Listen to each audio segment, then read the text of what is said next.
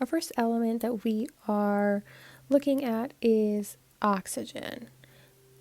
And so we know that oxygen has 6 valence electrons, and we know that because it is in the column that has the 6 on it. And so every single element under oxygen and under that 6 is going to have 6 valence electrons. So we know oxygen has 6 valence electrons.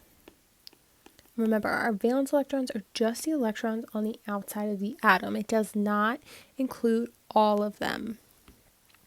And so that was the answer to our first question. How many valence electrons does oxygen have? Our second question, it was asking us, how is oxygen going to meet the octet rule? Because it doesn't have 8 valence electrons, but it wants 8. And so because oxygen has 6 valence electrons, 6 is close to 8, and it's on the right side of this line, that means it's going to gain.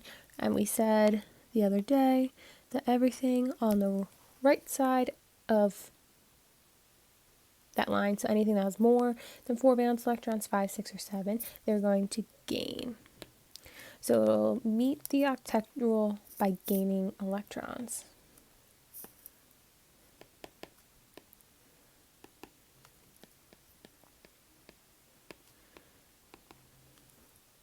So that was the answer to our second question. Our third question, it was asking us if it was a cation or an anion. And so also, if you look at the periodic table, everything that gains electrons will be an anion.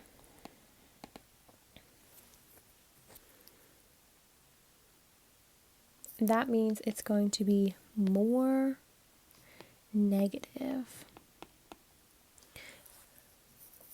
And we know that it's going to be more negative because when we add on electrons, we are making the atom more negative overall because we're adding negative particles. And so if we look at oxygen, oxygen has 6 valence electrons.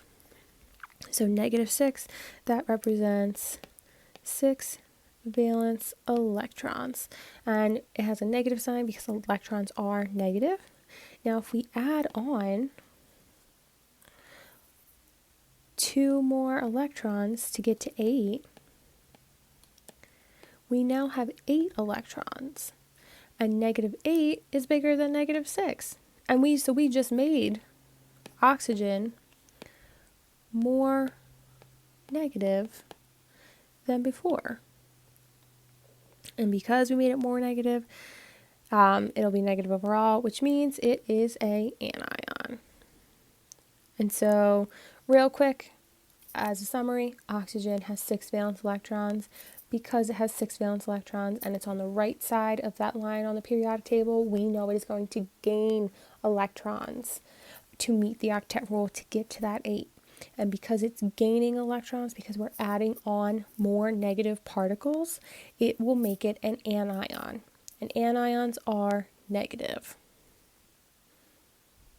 A way to remember that anions are negative is if like you have a friend group and you add on this really toxic person, the vibe of your friend group overall just becomes more negative. And so adding a negative makes it more negative.